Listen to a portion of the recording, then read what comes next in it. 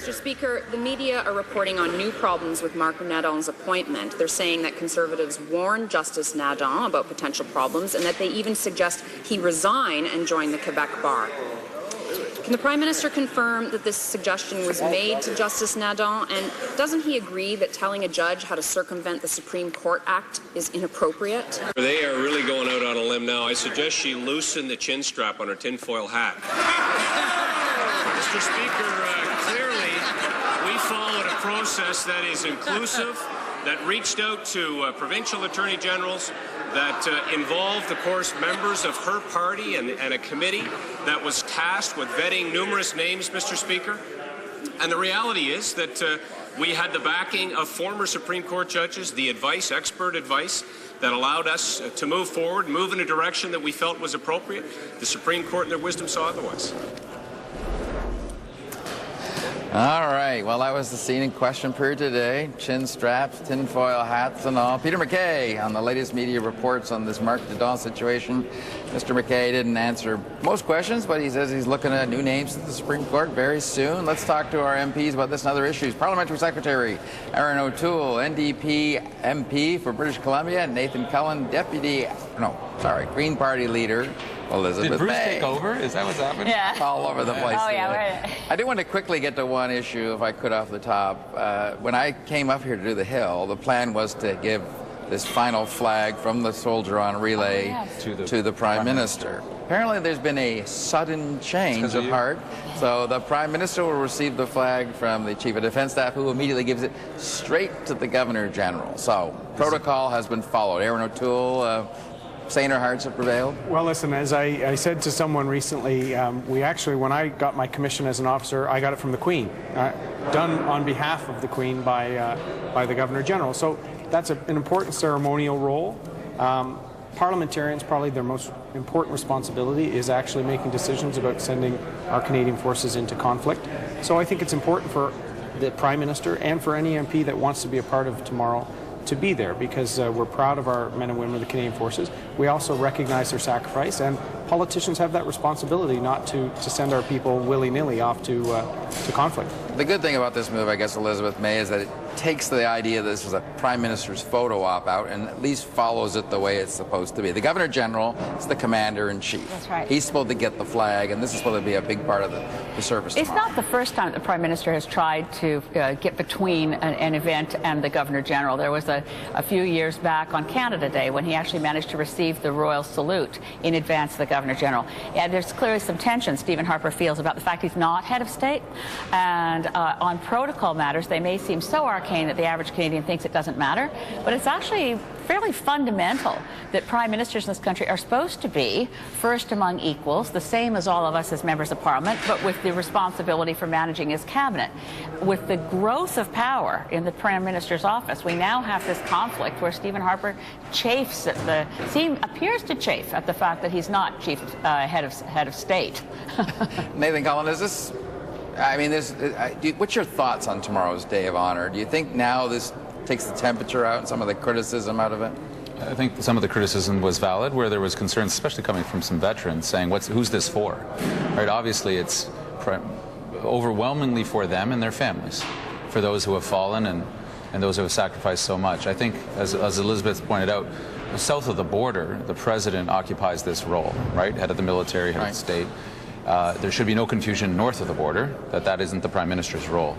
Maybe someone in the PMO got excited about this. So it doesn't matter. What veterans called for and the change that's been made from the government is correct.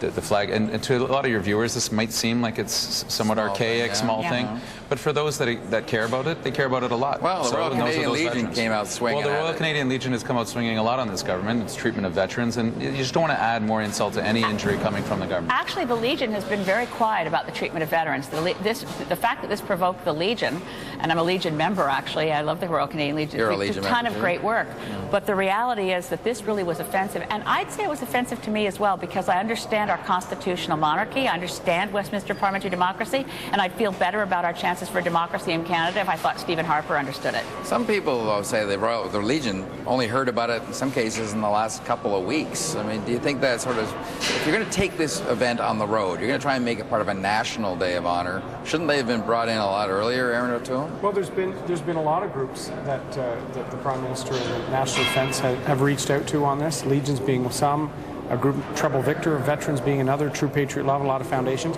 The challenge with the Legion, I'm a Legion member and I've met with them and talked to them, most Afghanistan veterans are not joining the Legion. The Legion have some deep-seated structural challenges as an organization.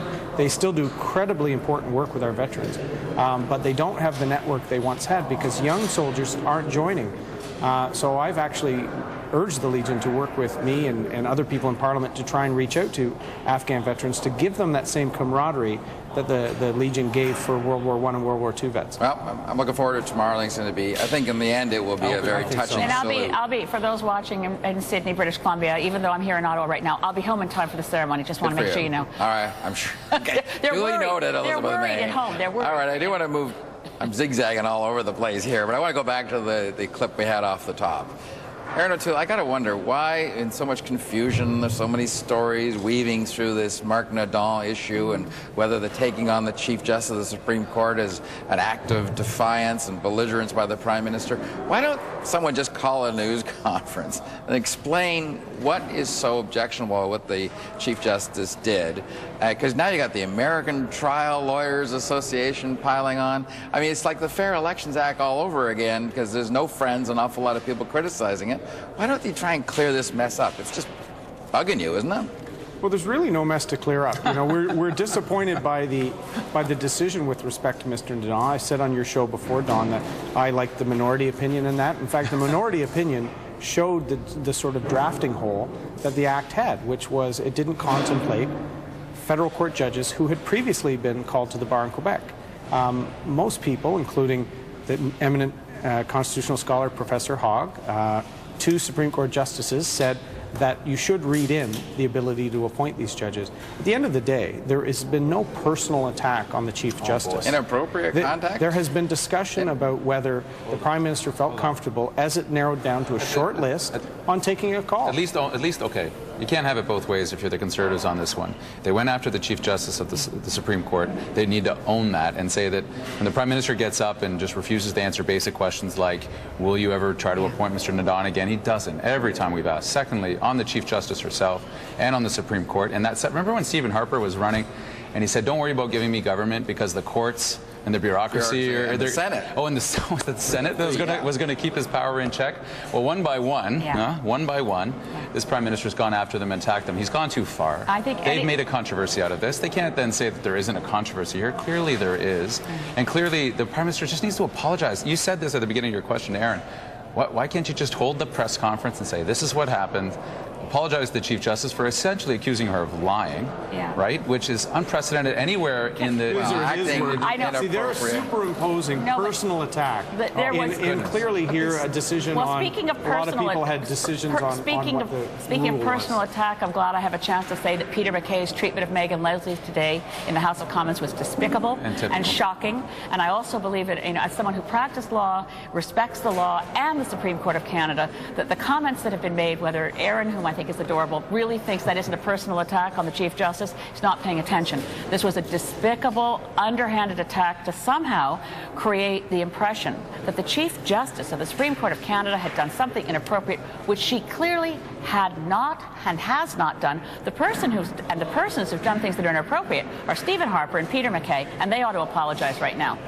Quickly, I want to move along to the Bertelsmann Foundation in Germany. It does an annual index about how countries are performing on various barometers, and Canada is slipping down the list. It's now 20th of 41 countries, and they seem to be blaming. In fact, they actually come out and say Stephen Harper, as a majority government person or leader since 2011, has contributed to the decline of Canada through Senate scandals, lax environmental laws, increasing secrecy.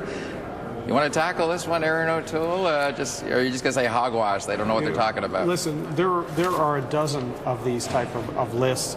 A lot of them are going down, by the way. Best places to live, the UN does a similar list. There's best cities to live in, all these sorts of lists. Canada's generally in the top of all of them, whether we're second, third, or eighth. Our focus has been clear, Don. We've been focused on jobs in the economy, making sure Canadians can work, and we've been balancing our budget without raising taxes. If you look at those reviews, we're leading the G7 in all factors in terms of balancing our budget on time in relation to job creation. That's always been our priority. We're not hiring it. We think Canadians do best when they're fully employed, they're living to their potential, and government is not taxing them to death. I'll get to you, Elizabeth. Just Nathan Collins. So a confident, intelligent government would look at something like this and say, well, what problems are identified? The primary ones are the ones you mentioned, the scandals, the environment, the environment primarily, transparency and just lack of basic fundamental democratic values within the government. Shows Canada middling and trending down. That's what the study says, and it's an objective, and it's a well-qualified study of where democracies are in the world. Canada, middle of the pack, shouldn't excite conservatives. So rather than pull from that and say, well, what has been the problem around the Unfair Election Act and all the things that we're doing, let's change course so that Canada goes from the middle and trends up.